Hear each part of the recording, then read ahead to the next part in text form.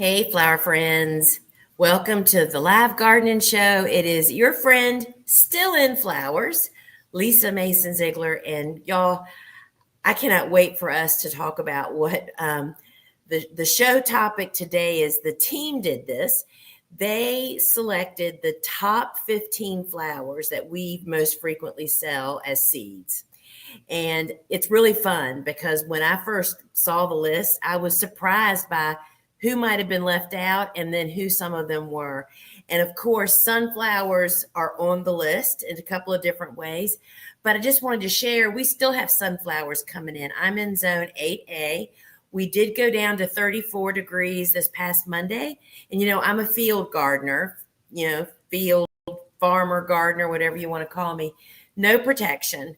And so these were harvested last week and have just been opening up and doing beautifully. And these are the ones that I've harvested this week, which will look like this next week. This is how we always like to harvest, y'all, when they're just not tight, but just starting to loosen up and to start to go into bloom. And I will tell you, as a flower farmer, finding ways to extend your season when you have customers to sell them to. If you have a market you're a part of and they have fall markets, this is the icing on your cake for the whole season. We had 1,200 a week coming in like this time of the year. Over my shoulder, that's what it's all about. And friends, you can do it. If I can do it, anybody can do it, right? So let me get rid of these and let's dive into our show. So if we've never met before, my name is Lisa Mason Ziegler, and I own the Gardener's Workshop. What started out as a little teeny city cutting flower farm 30 years ago, and it's just grown into so much more. And I'm now on a mission. After being a commercial flower farmer for 25 years, I'm on this mission to help other people, right? To be able to actually grow flowers, whether it's for profit or for pleasure. And I do that by talking about what's going on my farm in timely, manner, showing what's going on, sometimes showing you how I do stuff. And then you have the option to also purchase that stuff.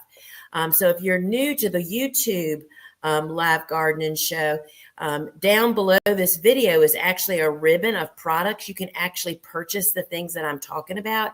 If you're watching on a phone and you have the comments open, you may have to close the comments to be able to see it. And I just want to welcome everybody. Jessie's not here this week. She usually mans the comments. So I just want to say welcome to everybody that's in here. And let's just jump into this show, which I'm going to talk about. We're going to go through the 15 top flowers, why I love them and why I think people love them, and just a little bit about them. And then I'm going to show you a couple other timely items. So the big countdown is we're starting with number 15, y'all. Number 15. And this one was really surprising to me. I think my black coat is messing up the light. Let's see if I take that off. I don't know if y'all can see it, but I can tell the light's going up and down on my camera. It's kind of crazy, all the technology mess that you have to think about anymore, right? So number 15 is a beauty. This is Orlea, which is white lace flower. And at a glance, it may look kind of like Queen Anne's lace or Ami Magus. You may know it by, but this one is really different, y'all. Look how big the petals are around the perimeter of each individual flower. And then the center is made up of those tiny little flowers that our pollinators, the little pollinators love so much. This is an amazing cut flower. It's a cool season hardy annual. I fall plant it, direct seeding it, and you can plant it again in very early spring. But I tell you, when we're done cutting it, I try to leave it in my garden. It is a huge beneficial insect magnet. Hoverflies, which lay their eggs, and their eggs, when they hatch, eat tons of aphids. That's just one of many. So Orlea, white lace flower, is a really great one. We know why people love that. Number 14, again, was not a surprise to me. This is Jura salmon coxcomb. This is actually a seed that we had custom grown for us. It's not readily available out on the market. It is that gorgeous salmony color. It branches. This is a warm season tender annual, meaning you wouldn't be planting this now until your last frost has passed next spring.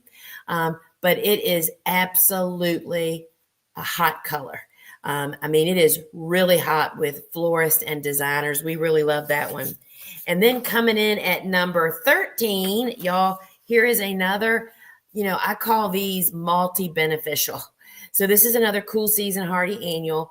This is a type of yarrow that is not a perennial, but it is a strong reseeder. However, it only reseeds in a couple of the strong colors, which is typically the white and the pale pink, not the reasons that we grow this Colorado sunset mix.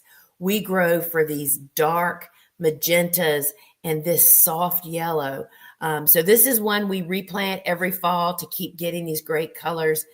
This is fall and very early spring planted by transplant. And we absolutely, I've planted that probably my second year in flower farming, and I've planted it every year since. And y'all, number 12, you may not even know about. Number 12 is Minarda. This is a bee balm, y'all, but it does not look like any of the other bee balms. This is Lambada, which is a hybrid. And this is an amazing cut flower. You can see the side of this bloom right here. They're so different than regular bee balms. We love it. And bumblebees lose their mind over this plant. We, just like the Orlea, after we're done cutting it, we try to leave it in the garden for the insects to have a heyday. And this is a great favorite. Now, number 11, I'm pretty sure everybody's going to say, well, there's no surprise in that.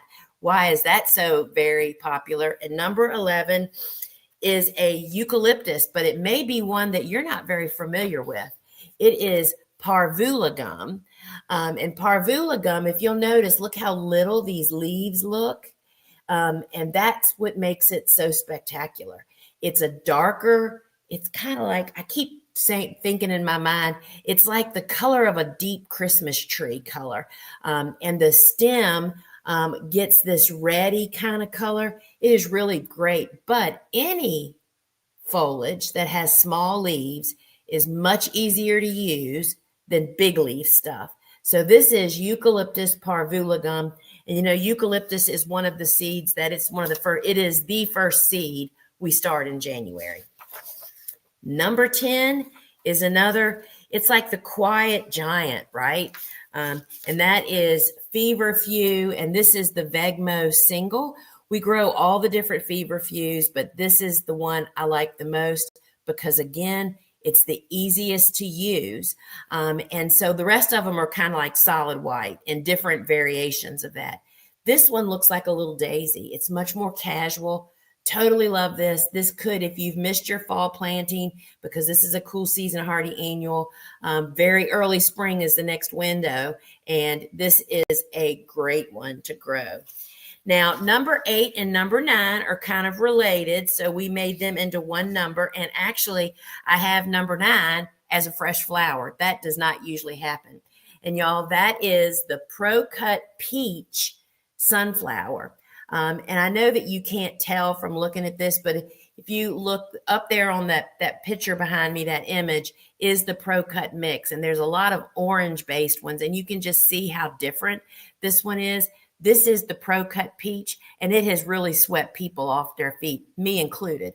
I totally love it. When you're in person with it, you can just, there's a glow about it that has a peachiness to it. It's like a soft, this is a great spring sunflower to grow. So this is the Pro Cut Peach, and we absolutely love that booger. Then number 8 is the Pro Cut Mix. We make this mix in-house. It has all of the different Pro Cut colors. And this is a great way to learn more about the Pro Cut series. Again, that's them up there on the wall. Why am I a Pro Cut fan? They're quick, 55 to 60 days from seed to bloom. They're pollenless, which means they last longer, but they certainly create a lot of nectar for bees if that's something that's important to you. And the colors, the diversity of the colors is why we absolutely love this one. And coming in at number 7, which I was really surprised this wasn't number 1, y'all. People, we sell out of this seed all the time. Again, it's one that we had custom grown for us. And number 7 is the giant poppy pod. So this has a big, beautiful flower that only lasts about 36 hours. So do not cut it for the flower, y'all. It's this pod that develops. This is what the center looks like when it's got that flower, but this pod is underneath. And that pod, as it develops and starts developing and making seed inside, the pod gets bigger. We always offered this as a green, fresh pod, top dollar from designers and florists. They love this pod. You can also dry it, and you can also save your y'all. You can, sorry, y'all. I'm still fighting allergies. You can save your own seeds. The giant poppy pods are just spectacular, and we sell tons of these. And once you have them, then you can save your own seed. Number 6 is, again, no surprise, right? This is the Queenie mixed zinnias. This is called Queenie now. It has been Queen for years. They've renamed it. And this is the mix of all the different colors. It's a smaller zinnia, but she is powerful. The colors are really, and all the colors are available individually as well. But this has been a real favorite. Number 5 is coming in with, guess what? Another sunflower mix that we make. This is the fall medley. I mean, these are great fall colors, right? So you don't have to buy 5 different packs. You can buy 1 pack and have all the fall colors in there. So we just love having fall specific flowers. I mean, that was a big part of my whole succession plan, right? Coming in at number 4 is yet another special custom mix we make. This has the Pro Cut Bouquet Mix is what it's called. It has 4 different oranges from that family up there on the wall, and they're slightly different, and literally you can make a bouquet out of this mix, or it's a great supplement to your bouquets to have, the horizon. Here's the Brilliance, which has that halo around it. Orange XL, and then there's just plain orange. So the bouquet mix has always been popular. And now, y'all, down to the grit of number 3. This is another custom grown seed. And why did we do that? Because these are spectacular. These are the Texas plumes. All the colors are in here, from shrimp to white to white to yellow green to pinks to dark mahoganies. And y'all, they are as tall as me out in the garden, and they pump out the stems. So this is the Celosia Texas plumes. If I could only grow one, Celosia plumes were always in our top 5 cash crops, all those years of growing and selling to florists and everybody else. If I could only grow one, this would be the one that I would choose. Now, number 2 is the most surprising. While I know it's a killer crop, because I could have sold an acre of it if I'd have had it all those years, but I didn't know that everybody else was so enamored. And that, my friends, is Bupleurum. Bupleurum is an incredible filler. It's frilly and light and pretty and different. It doesn't ship very well, so that makes it a local flower farmer's dream crop for bouquets as well as selling to commercial customers. And it's got little teeny flowers, so that means that the beneficial insects, the little teeny wasps that we love so much that eat so many insects, love this stuff. Now, number 1, y'all. Number 1. And so this crop was always in our top 5. And it's probably the simplest flower we've ever grown. And people are so surprised. But my friends, it is Beneri's Giant Mix. Beneri's Giants, which is a German company, these are the most prolific, the most commercially grown because of all of their characteristics, the most mildew resistant. They still get mildew, but they're resistant as much as they can be. They have great color selections. They're big, they're doubles, and they're just consistent, right? And so the Benary's Giants are number one. So I know that on our website and on our app, they are always in the top 5. And, I know when I first started flower farming, I thought, oh gosh, I'm not going to grow so many zinnias. Anybody can grow those, right? Friends, it doesn't work that way. People love zinnias. And don't let that trick you into thinking they're too simple to grow. We proved that after 30 years of growing flowers, it was still the flower we never had enough of. I mean, every week my sister said, why didn't we grow more zinnias? We always sell out of those first at our members only market, right? So don't underestimate the power of quality, simple flowers. So I want to run through some other items here that are also in our top for customers. And that is the way that I start seeds. So this is a tray of leftover Rudbeckia triloba. It's already been planted out on the farm in our working cutting garden, but it's now going to be planted to jumpstart a new habitat island here on the farm. So on this little 5 by 8 inch tray are plants that are 8 weeks old. Here is one said plant. Look at the root, y'all. I mean, let me put it up against my shirt. Maybe you can see them. If this little plant had been in a container for 8 weeks, normally we don't ever have them in a tray this long, but it's because we got other things to do.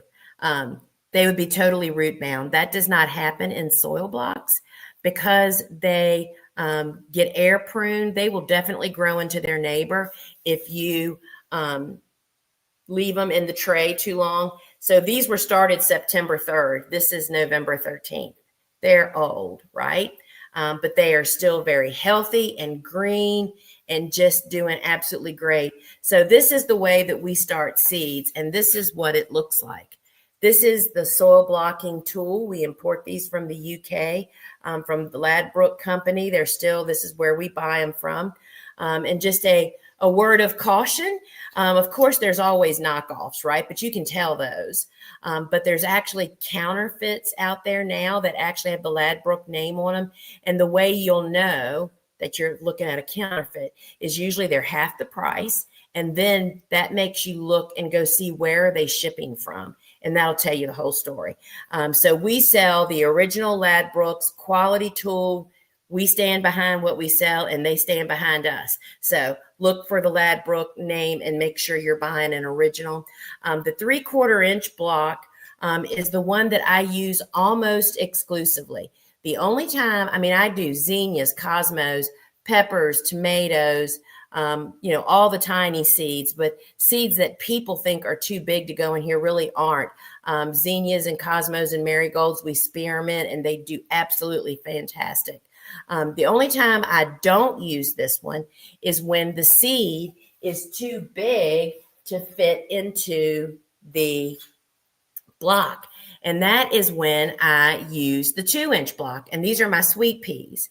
This is the 2-inch blocker, which that's not in the lineup, but you can actually find it on our store when you click through. So the 2-inch block, because sweet pea is like the size of a pea, right? It would bust the little block open. So these guys, I haven't picked one of these up yet. These guys will go out to the garden, I'm going to guess, in about a week. They already have a root coming out the bottom. And so we will be getting these out in the garden. The problem is I'm not quite sure exactly where I'm planting them yet. So when the seed is too big, that's when we use the 2-inch block whenever that is needed. A really frequent question that we get is why does it take special blocking mix? Well, you can certainly make it with you can make the blocks with any mix. That's not really the issue. The issue is how does it hold up? So think about this.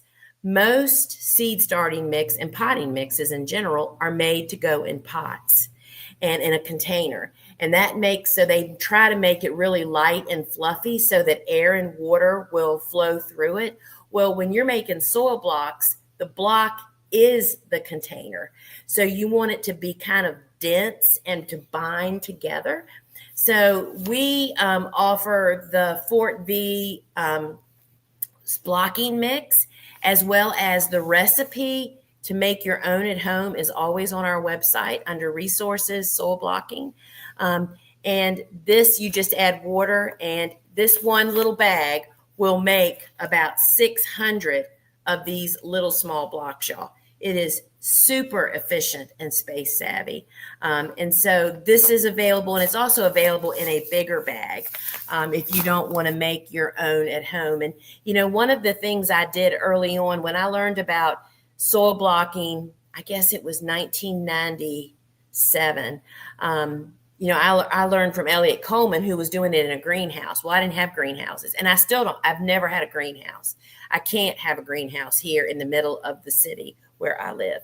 And so I went to work to figure out a way to make it into more of a tabletop method, meaning that you could water it indoors in a home setting without worrying about the watering deal. You know, I did the whole shebang, watering them in the tub and lifting them out of the trays, and you drip mess everywhere, and it just never kind of quite goes as simple as you imagine in your mind. Anyway, that led me to use trays with no drainage holes. And we use these reusable foam trays, all different sizes. They're all available on our website. And what this meant is that you can, the watering is self-contained, and you can water anywhere in your home. And that just changed everything for me. You know, my first 2 years of becoming a flower farmer, this building that I'm standing in now wasn't built till 2002. And I started in 98. So for 4 years, I was literally starting seeds in my kitchen, in my pantry, and in my basement. And it was really saved my life and allowed me to really just scale and start more seeds because of the method. So if that's you, if you need to start seeds indoors and you don't want to, have a big investment in a lot of other structures, I guess, nothing wrong with greenhouses, but you don't need a greenhouse. When we were in high production, and so we now have this building, and I have a 10 by 10 foot room, grow room right across from me here. It's like a spare bedroom, has racks and grow lights, and I can start and support up to 13,000 seedlings in there at one time. When we were in high production, we produced well over 100,000 seedlings throughout the year through that room. You know, and it was because of the space savviness. And again, we start the lion's share of our starts on soil blocks, and by how quickly they grow. And so that's the way we start seeds, and it is a great way to do it. And one other thing I will mention, how I talked about that most seed starting mixes and even potting soil are made to go in pots. Whenever you're starting seeds, you always want we don't use sterile soil. We use living compost-based soil.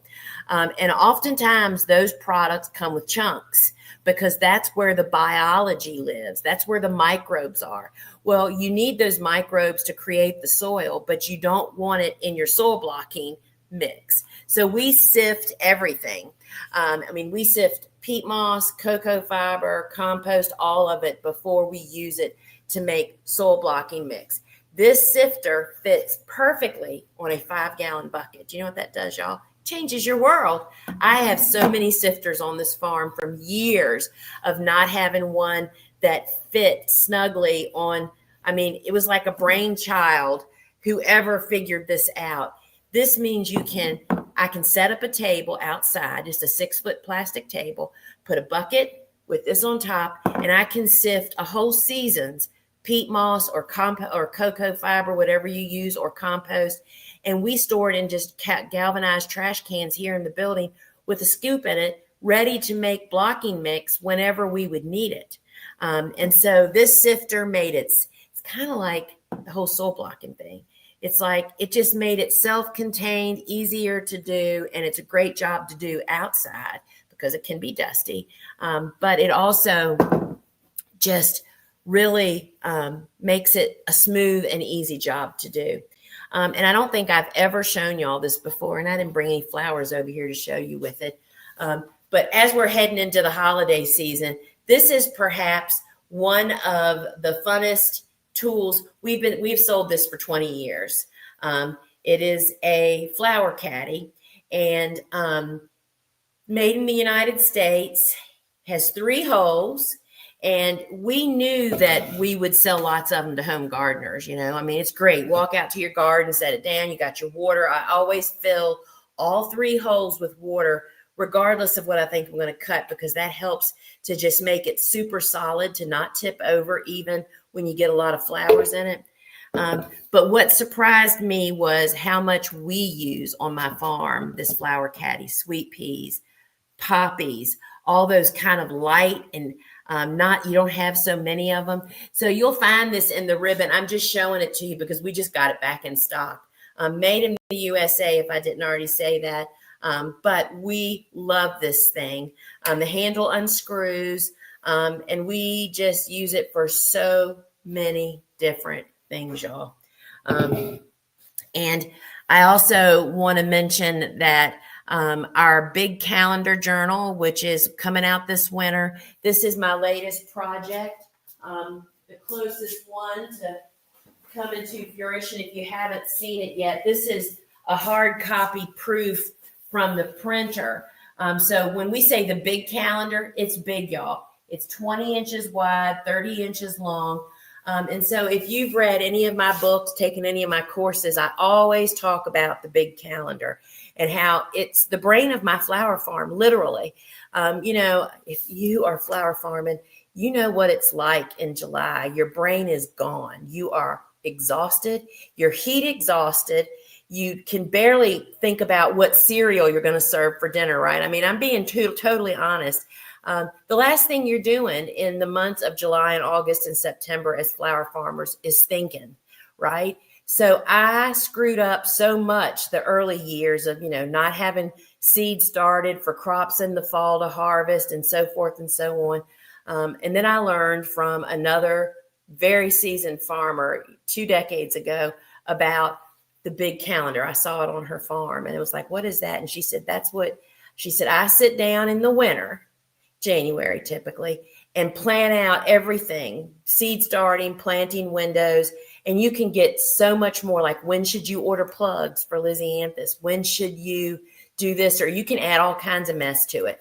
And so I've done that for 15 years. I've used just a big giant calendar.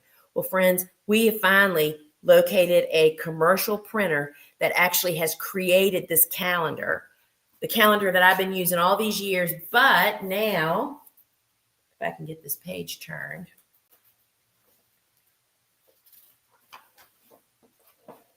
The second page on this, that was the cover we were just looking at. This is everything that I do. This is 9 planting windows and how you figure out when your window is. It's going to guide you to find your windows, then lead you through the seed starting and setting up. It's got my seed starting and planting guide. And this is it in a nutshell. And then each month, this is why it's so great. Look how big each day is. This is one day. And this is also an any year calendar. You write in the dates. We have the months at the top, but you are not locked into a specific year. Anyway, this is going to be shipping this winter. It's on pre-order right now. It's $39.95 plus $11.95 shipping. And all pre-order purchasers get invited to a free live workshop of me walking you through those 9 planting windows, like counting them off. And I will tell you that this calendar, using this calendar in its so simplified way, is what led me to be just this amazing succession planter. I mean, y'all, it's not that I figured it all out. It's that I figured out an easy to follow system and that I could have access to. I have nothing against spreadsheets, but this is totally different than that. You can also have spreadsheets, but this is what you're hanging on a door wherever you can see it every day. You can see what's coming up, what you need to do, and everybody else that's helping you, whether it be family or employees, can also be in tune to what's going on. So the big calendar journal will be shipping later this winter. And I can't wait for y'all to have it in your hand. And I would love for you to come to the live workshop that will be included with the pre-purchase bonus. All right, my friends, I'm going to get off here. Thanks for joining me. And I hope you enjoyed the top 15 flowers. You know, we only sell the same tool, seed, supplies that I actually use. All the seeds that we sell are the same seeds that I grow from. And it's because we love them. They're great cut flowers. I mean, I love the one I'm with. I'm sitting here looking at some of the last buckets of flowers here. And, you know, I'm already missing them for winter. I don't know about you, but we'll have fun all winter. We have a lot of things to do. So my friends, until we meet again, remember, I don't know if I told you this or not. I don't think I did. That one of our big courses, Farmer Florist School with Jenny Love, is on a special offer right now. And it's $200 off. It's normally $695, which that is an incredible value. But we're offering it $200 off. We are really trying to pave the roadway into winter for people to just really get more information to become professional growers. Jenny's course is phenomenal. It's called The Wedding Process. It is not about arranging at all. It is all about the backstory. It is all about the business part of it, what to grow, what not to grow, contracts, equations to figure out pricing, how to get started. You don't start doing full service weddings. You start with maybe DIY buckets. And she talks to you about pricing and how to handle clients and talk to clients and build your confidence. It's a phenomenal course. It's a phenomenal course at $695. It is an incredible value at $495. And it's available through, let's see, today's the 13th through the 15th, Saturday night. And you'll find it over at thegardenersworkshop.com. And I encourage you to go to her page for the course. Tells you it has the syllabus. You will not believe what is packed into this course. There's a whole class. A class is made up of a bunch of sessions. There's a whole class on marketing.